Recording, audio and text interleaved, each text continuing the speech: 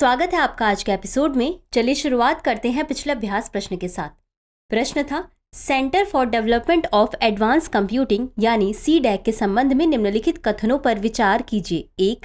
यह इलेक्ट्रॉनिक्स और सूचना प्रौद्योगिकी मंत्रालय की शीर्ष अनुसंधान और विकास शाखा है। 2. इसकी स्थापना संयुक्त राज्य अमेरिका द्वारा सुपर कंप्यूटर के आयात से इनकार के संदर्भ में सुपर कंप्यूटर बनाने के लिए की गई थी। 3. CDAC ने 1991 में भारत का पहला स्वदेश निर्मित सुपर कंप्यूटर परम 8000 बनाया। उपर्युक्त कितने कथन सही नहीं है? A केवल 1, B केवल 2, C सभी 3, D इनमें से कोई भी नहीं। इस प्रश्न का सही उत्तर है विकल्प D, इनमें से कोई भी नहीं। चलिए देखते हैं इसके विश्लेषण को। Centre for development of advanced computing यानी CDAC यह इलेक्ट्रॉनिक्स और सूचना प्रौद्योगिकी मंत्रालय की शीर्ष अनुसंधान और विकास शाखा है, अतः कथन 1 सही है। इसकी स्थापना संयुक्त राज्य अमेरिका द्वारा सुपर कंप्यूटर के आयात से इनकार के संदर्भ में सुपर कंप्यूटर बनाने के लिए की गई थी, अतः कथन 2 सही है। CDAC ने 1991 में भारत का पहला स्वदेश निर्मित सुपर कंप्यूटर परम 8000 बनाया, अतः कथन 3 सही है। तो चलिए शुरुआत करते हैं आज के एपिसोड की पहले प्रश्न के साथ।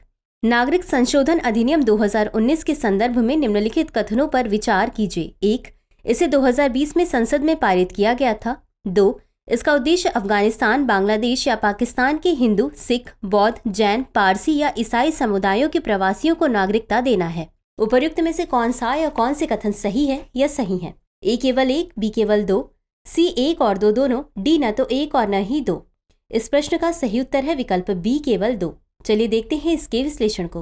हाल ही में केंद्रीय गृह मंत्रालय ने नागरिकता संशोधन नियम 2024 को अधिसूचित किया। इससे अब 2019 में संसद द्वारा पारित नागरिकता संशोधन अधिनियम यानी CAA को लागू किया जा सकेगा, अतः कथन 1 सही नहीं है। इस कानून का उद्देश्य सताए गए गैर मुस्लिम प्रवासियों को भारतीय नागरिकता प्रदान करना है, जिनमें हिंदू, सिख, जैन, बौद्ध, पारसी और ईसाई शामिल हैं, जो बांग्लादेश, पाकिस्तान और अफगानिस्तान से चले गए और 31 दिसंबर 2014 से पहले भारत आए हैं, अतः कथन 2 सही है। बता दें कि यह कानून भारतीय नागरिकों पर लागू नहीं होता है। अगला प्रश्न है, समुद्रयान मिशन के संदर्भ में निम्नलिखित कथनों पर विचार कीजिए। 1. यह भारत का पहला मानवयुक्त पनडुब्बी मिशन है। 2. इस मिशन में मत्स्य 6000 का उपयोग सक्षम वाहन के रूप में किया जाएगा। उपर्युक्त में से कौन सा या कौन से कथन सही है या सही है?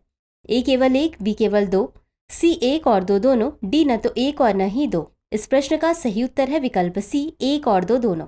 चलिए देखते हैं इसके विश्लेषण को। हाल ही में राष्ट्रीय महासागर प्रौद्योगिकी संस्थान यानी NIOT ने मानवयुक्त पनडुब्बी मिशन समुद्रयान का सफलतापूर्वक परीक्षण पूरा किया है। यह भारत का पहला मानवयुक्त पनडुब्बी मिशन है, अतः कथन 1 सही है। यह मिशन वैज्ञानिकों को गहरे समुद्र क्षेत्रों का सीधे निरीक्षण करने की अनुमति देगा। इस मिशन का उद्देश्य 3 मनुष्यों को समुद्र में 6000 मीटर की गहराई तक ले जाने के लिए एक स्वचालित मानव चालित पनडुब्बी विकसित करना है। बता दें कि इस मिशन में मत्स्य 6000 का उपयोग सक्षम वाहन के रूप में किया जाएगा, अतः कथन 2 सही है। मत्स्य 6000 एक मानवयुक्त पनडुब्बी वाहन है जिसे राष्ट्रीय महासागर प्रौद्योगिकी संस्थान यानी NIOT चेन्नई द्वारा विकसित किया गया है।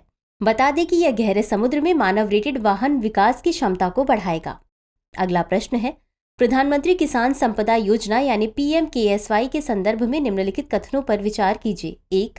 यह एक केंद्र प्रायोजित योजना है। 2.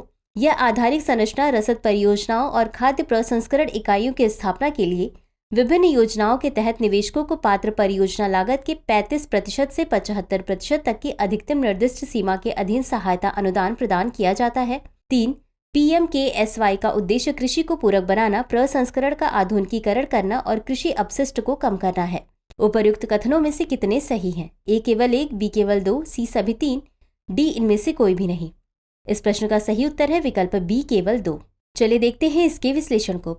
प्रधानमंत्री किसान संपदा योजना यानी PMKSY यह एक केंद्रीय क्षेत्र की योजना है, अतः कथन 1 सही नहीं है। देश में आधिकारिक संरचना, रसद परियोजनाओं और खाद्य प्रसंस्करण इकाइयों की स्थापना के लिए विभिन्न योजनाओं के तहत निवेशकों को पात्र परियोजना लागत के 35% से 75% तक की अधिकतम निर्दिष्ट सीमा के अधीन सहायता अनुदान प्रदान किया जाता है, अतः कथन 2 सही है। PMKSY का उद्देश्य कृषि को पूरक बनाना, प्रसंस्करण का आधुनिकीकरण करना और कृषि अपशिष्ट को कम करना है, अतः कथन 3 सही है। अगला प्रश्न है, वैश्विक जैव विविधता फ्रेमवर्क कोष के संबंध में निम्नलिखित कथनों पर विचार कीजिए। 1. यह देशों को कुनमिंग मॉन्ट्रियल वैश्विक जैव विविधता फ्रेमवर्क यानी KMGBF के तहत निर्धारित 23 लक्ष्यों को प्राप्त करने में मदद करेगा। 2. इसका प्रबंधन वैश्विक पर्यावरण सुविधा यानी GEF द्वारा किया जाएगा और निजी परोपकारी तथा सरकारी निवेश के माध्यम से धन एकत्र किया जाएगा। 3. GBF फंड काउंसिल के निर्णय वैश्विक पर्यावरण सुविधा यानी GEF उपकरण की तर्ज पर बहुमत से लिए जाते हैं। उपर्युक्त में से कितने कथन सही नहीं है? A केवल 1, B केवल 2, C सभी 3, D इनमें से कोई भी नहीं। इस प्रश्न का सही उत्तर है विकल्प A केवल 1। चलिए देखते हैं इसके विश्लेषण को। वैश्विक जैव विविधता फ्रेमवर्क कोष यह देशों को कुनमिंग मॉन्ट्रियल वैश्विक जैव विविधता फ्रेमवर्क यानी KMGBF के तहत निर्धारित 23 लक्ष्यों को प्राप्त करने में मदद करेगा, अतः कथन 1 सही है। इसका प्रबंधन वैश्विक पर्यावरण सुविधा यानी GEF द्वारा किया जाएगा और निजी परोपकारी तथा सरकारी निवेश के माध्यम से धन एकत्र किया जाएगा, अतः कथन 2 सही है। GBF फंड काउंसिल के निर्णय वैश्विक पर्यावरण सुविधा यानी GEF उपकरण की तर्ज पर सर्वसम्मति से लिए जाते हैं, अतः कथन 3 सही नहीं है। अगला प्रश्न है, द्वारका एक्सप्रेसवे के संबंध में निम्नलिखित कथनों पर विचार कीजिए। 1. यह 8 लेन वाला एक्सप्रेसवे है जो 19 किलोमीटर तक फैला हुआ है।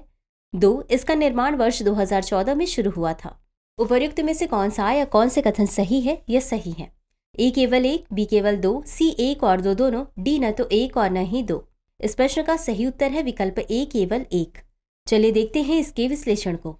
हाल ही में प्रधानमंत्री नरेंद्र मोदी ने द्वारका एक्सप्रेसवे के हरियाणा खंड का उद्घाटन किया। यह 8 लेन वाला एक्सप्रेसवे है जो 19 किलोमीटर तक फैला हुआ है, जिसे 4100 करोड़ रुपए की लागत से बनाया गया है, अतः कथन 1 सही है।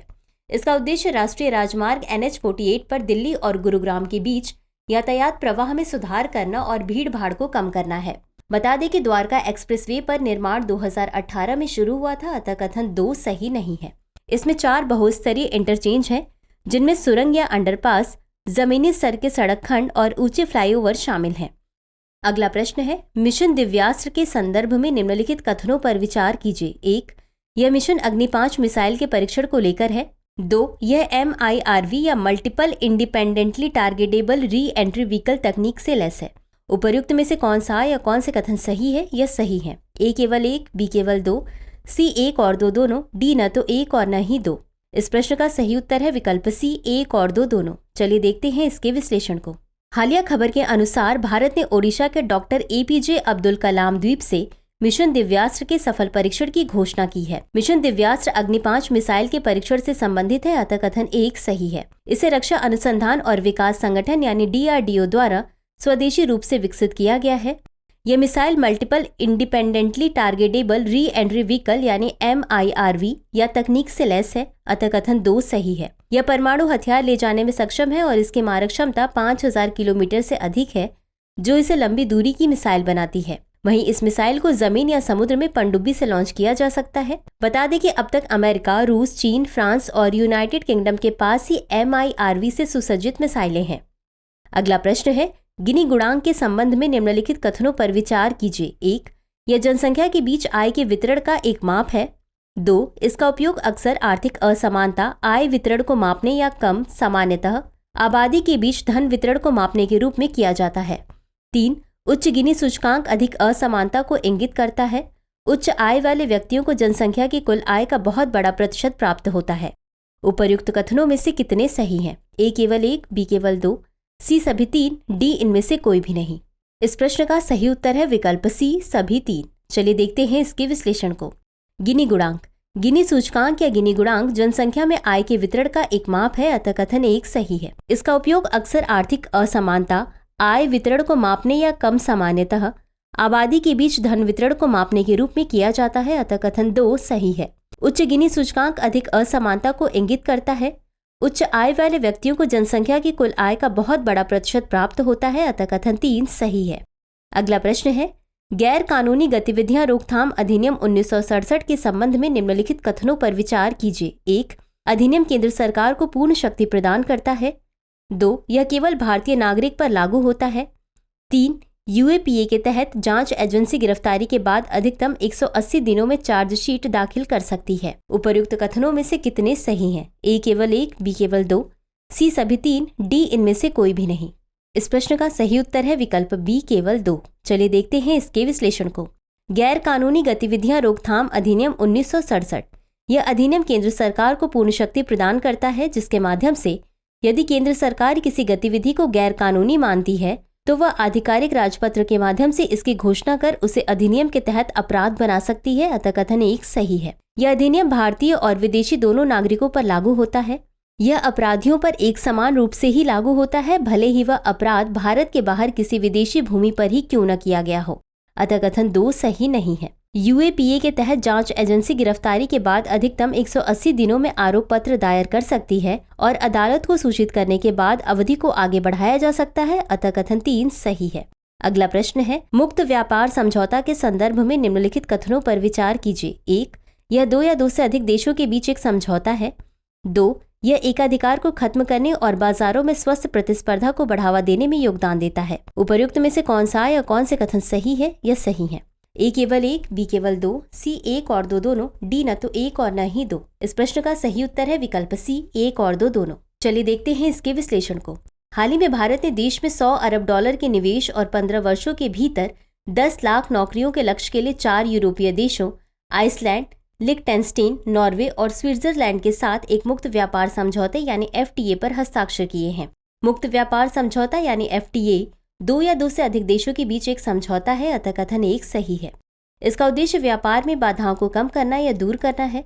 इन बाधाओं में कर जैसी सीमा शुल्क बाधाएं, साथ ही नियामक कानूनों समेत गैर सीमा शुल्क बाधाएं शामिल हैं। FTA में भाग लेने वाले देशों के बीच वस्तुओं और सेवाओं के व्यापार से संबंधित विभिन्न दायित्वों के साथ साथ निवेशकों के अधिकारों और बौद्धिक संपदा की सुरक्षा के प्रावधानों पर आपसी समझौते शामिल हैं। FTA विशेषज्ञता दुर्लभ वस्तुओं के आयात और संसाधन दक्षता बढ़ाने को प्रोत्साहित करते हैं। स्थानीय उत्पादन और विदेशी व्यापार के मिश्रण को सुविधाजनक बनाकर FTA आर्थिक विकास में योगदान करते हैं। अतः कथन 2 सही है। यह सीमा पार व्यापार संचालन की लागत को सरल और कम करके आपूर्ति श्रृंखलाओं के विविधीकरण को भी बढ़ावा देते हैं। अंत में देखते हैं आज के अभ्यास प्रश्न को। राष्ट्रीय अनुसूचित जाति आयोग यानी NCSC के सदस्यों की नियुक्ति कौन करता है? A भारत के राष्ट्रपति, B भारत के प्रधानमंत्री, C भारत के मुख्य न्यायाधीश, D भारतीय संसद। इस प्रश्न का उत्तर कमेंट बॉक्स में जरूर दें। आज के लिए बस इतना ही। शुक्रिया। डियर व्यूअर्स, अपने एग्जाम की तैयारी को और बेहतर करने के लिए हमारे चैनल को लाइक, शेयर और सब्सक्राइब करना न भूलें।